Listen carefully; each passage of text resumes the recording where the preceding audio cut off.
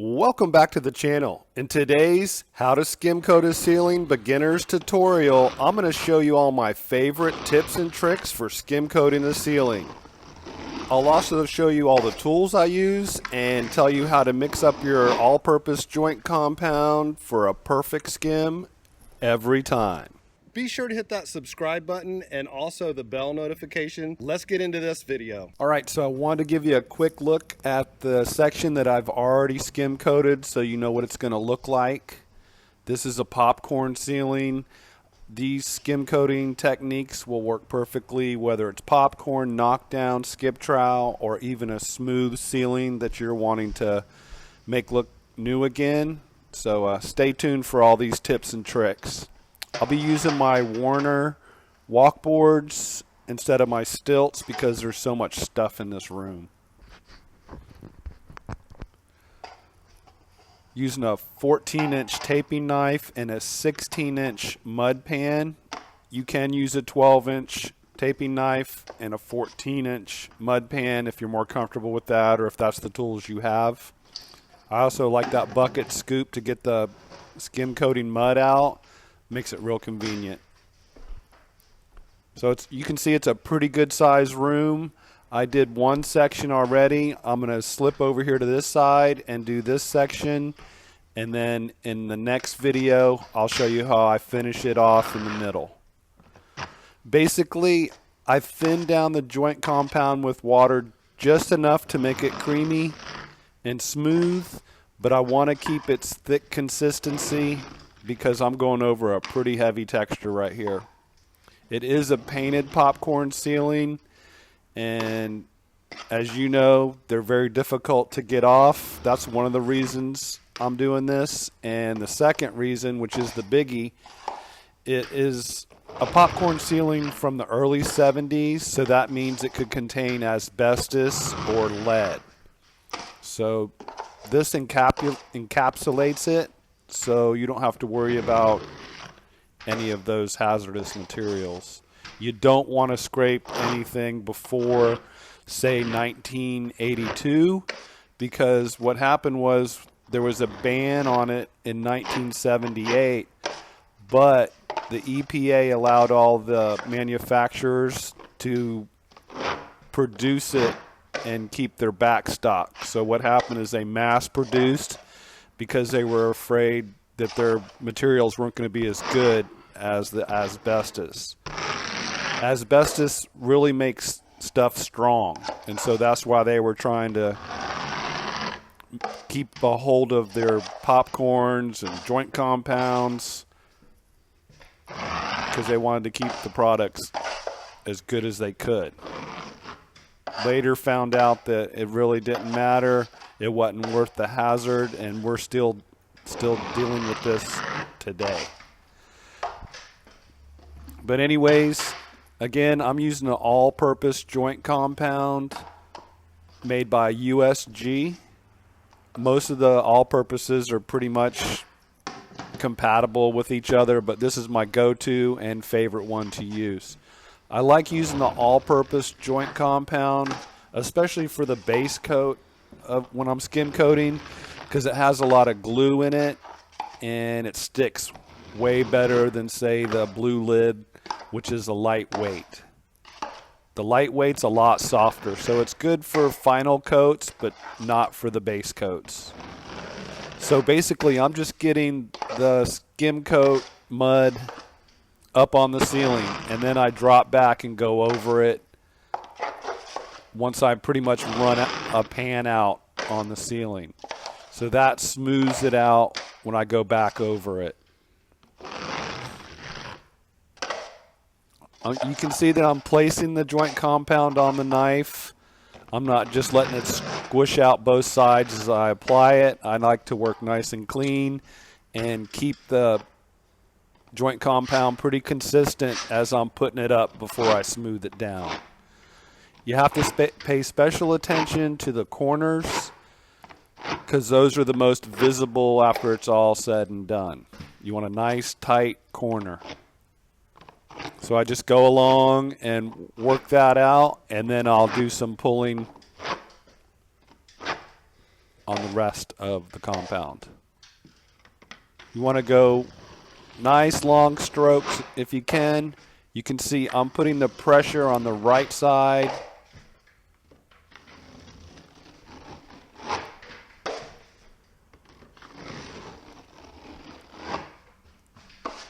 Now I'm putting pressure on the left side and lifting on the right. That's why there's not a line left on the right side. This will keep the minimum sanding, which is what everybody's looking for. You want minimal sanding and a nice smooth surface. This is the first of 2 skim coats since we're going with a smooth finish. If you were going to be texturing, 1 skim coat might be sufficient depending on the texture you're using. So again, pressure on the left, lifting on the right. You want to keep it at a minimum of going over it because you'll start getting more and more chatter marks, which are those lines you see from the knife hitting the popcorn texture below.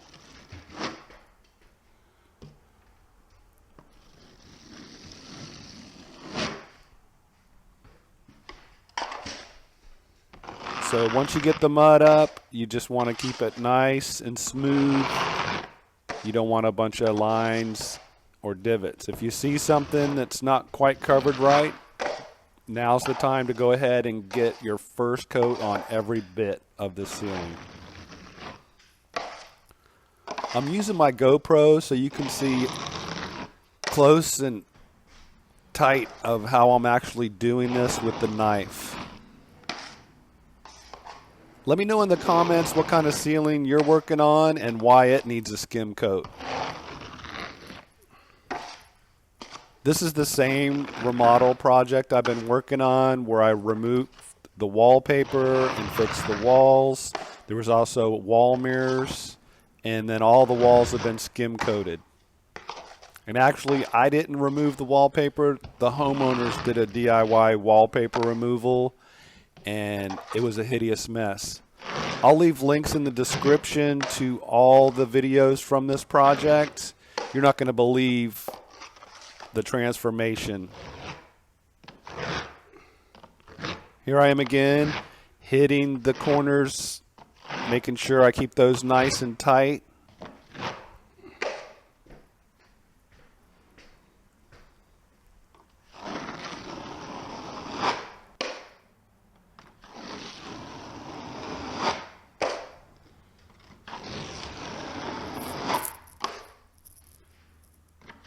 Steady as she goes. Pressure on the right, lifting on the left, keeps the lines from forming next to the knife.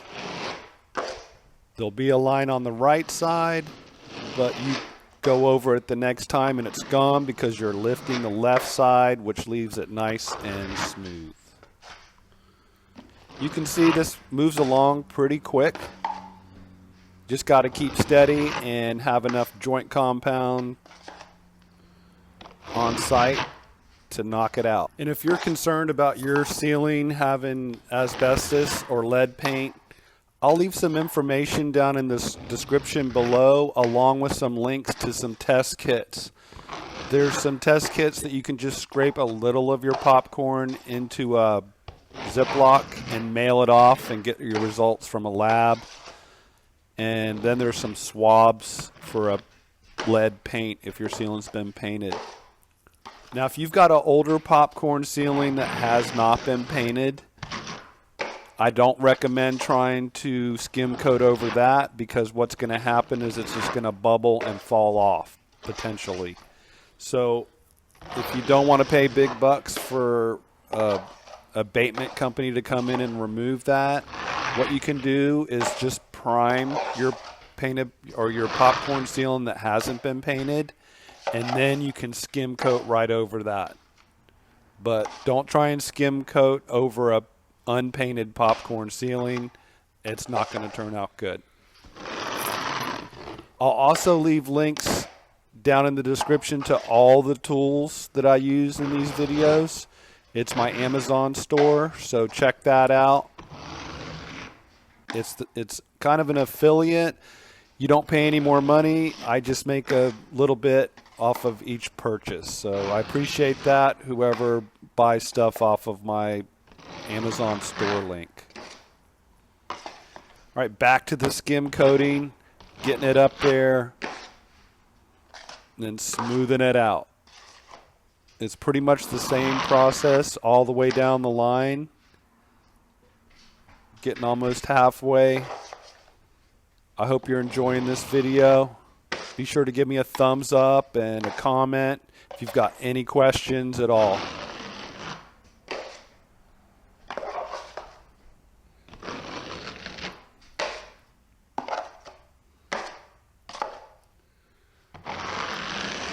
Just want to get it up there, and then you're going to go back and just smooth it all out.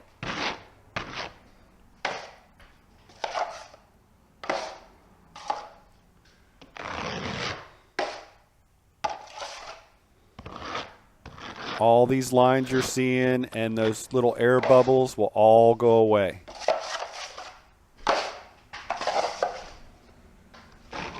I did edit out me getting the mud out of the bucket every time.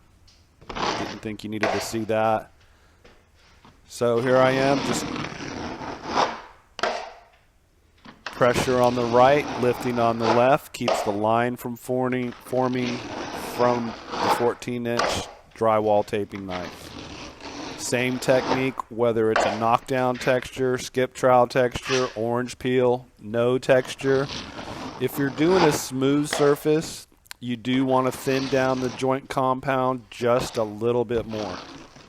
Probably to a thick yogurt consistency. You can also use the paint roller trick on the smooth ceilings if you're skimming those. It's a little more difficult to use the paint roller trick on textured ceilings, but if you stick around to the end of the video, I'll have a link in the end card, which is the last 20 seconds of the video, to my paint roller trick that makes skim coating a breeze. The paint roller trick works best for walls, but it will work on ceilings too. Just a little workout. Alright, so I'm smoothing it out, and if you notice, I'm trying to keep the knife off of the popcorn when I'm going for this smooth out.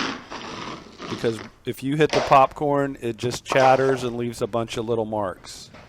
It's gonna happen, but you want to keep it to a minimum if possible.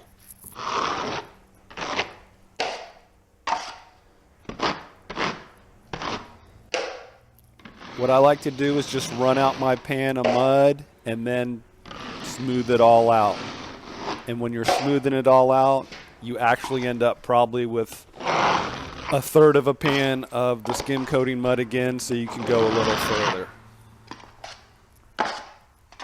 Definitely recommend using the Werner walk boards. They make it a lot easier than if you were trying to do this off a ladder. Those walk boards are in my Amazon store as well. As you can see, I'm getting pretty close to finishing this section. I wanted to film the whole process so you could really learn from it and see how I place my knife and the different pressure points when you're pulling.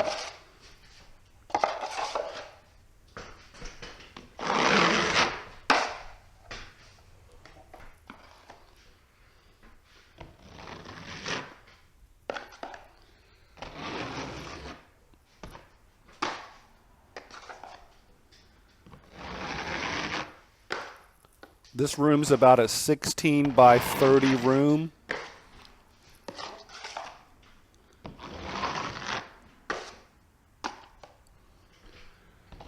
This is a blue steel 14-inch taping knife. I do prefer a stainless steel taping knife over the blue steel,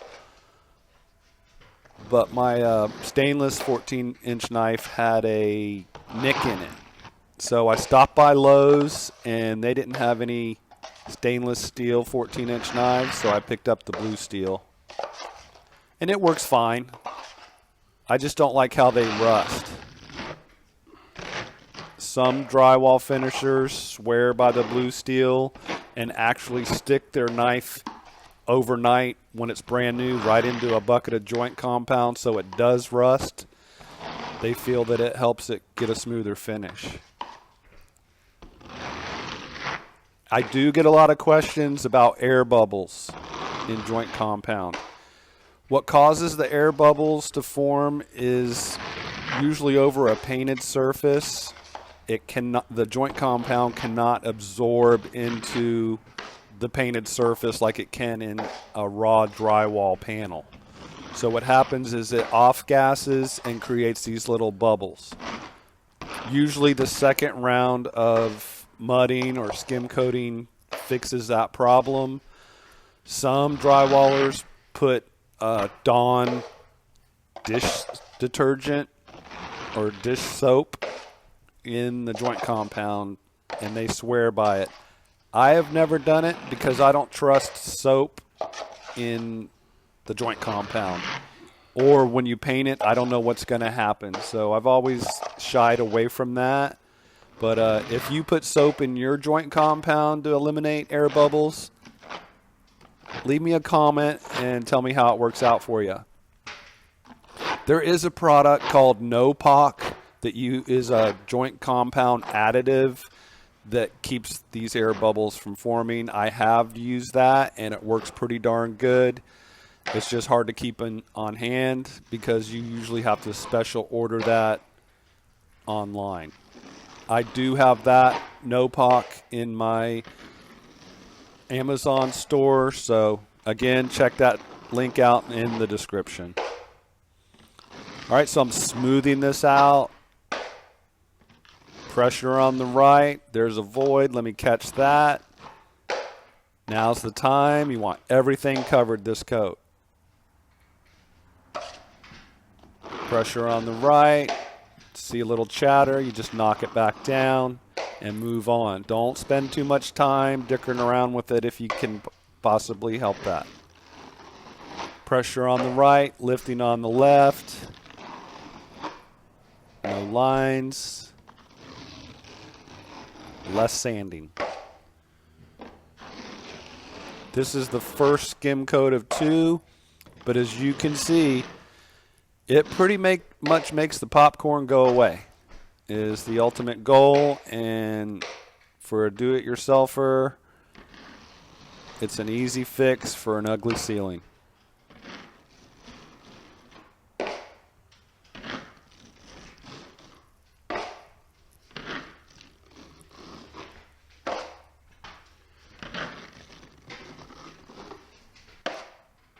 Again, I barely thinned down the all-purpose joint compound with water simply because I want to keep the thickness because I'm going over such a heavy texture.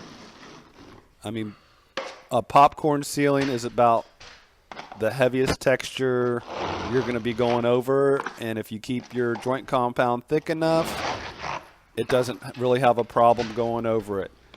You're going to need about 24 hours for this coat to dry. So today I got the other side completely skim coated and this side completely skim coated. I'll leave these 2 areas to dry overnight and then run a skim right down the middle of the room. You do not need a wet edge to keep skim coating.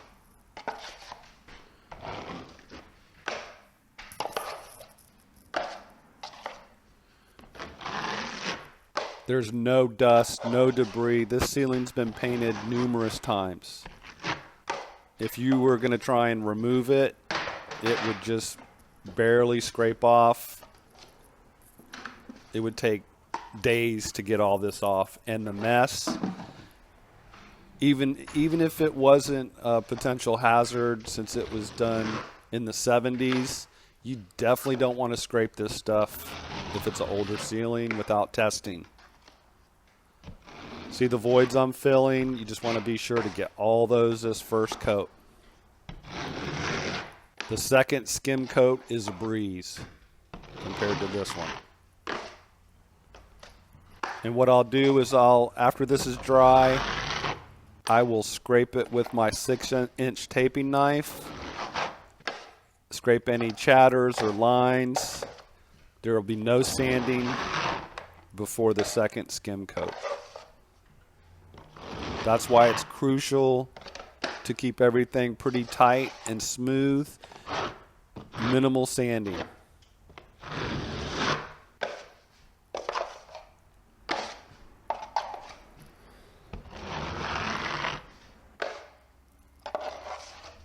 On the last little section here, leave me a hashtag drywall tube if you're still with me in this video.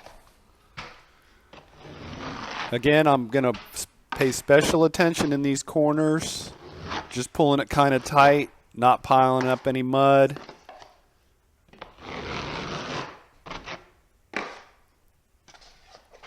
That's the name of the game. Don't pile it up. Keep it smooth and consistent from the get-go.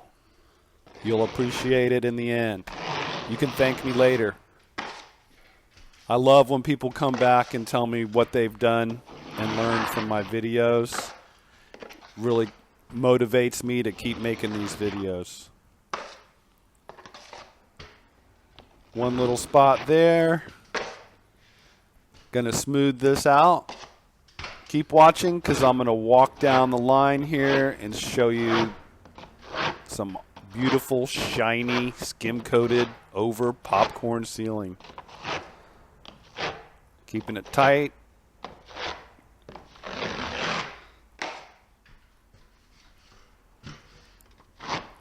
A little more trickier where the two corners meet. No big deal. Again, this is the first skim coat. We're going to smooth it out, let it dry, finish the center section, come back and do it all again. Pressure on the right, lifting on the left. That's why you see the line forming on the right. Nice and smooth on the left side. Little bit of chatter. Pressure right, lifting left. Kind of just put a little pressure on your finger that lifts it just probably a 1/16 of an inch, maybe an 1/8 of an inch. Starting to look like glass. You'll never know there was a popcorn ceiling under here. I love skim coating.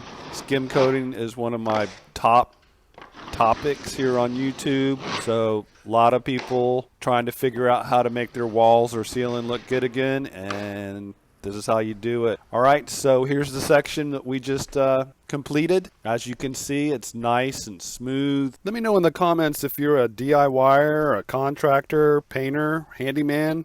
Just kind of curious. And if you want to step up your drywall, texturing, or painting game, be sure to hit that round icon in the middle of the screen now to keep up with all my latest videos. If you've got a friend that's a contractor or DIYer, be sure to share this video with them on Facebook or Twitter. Thanks so much for watching.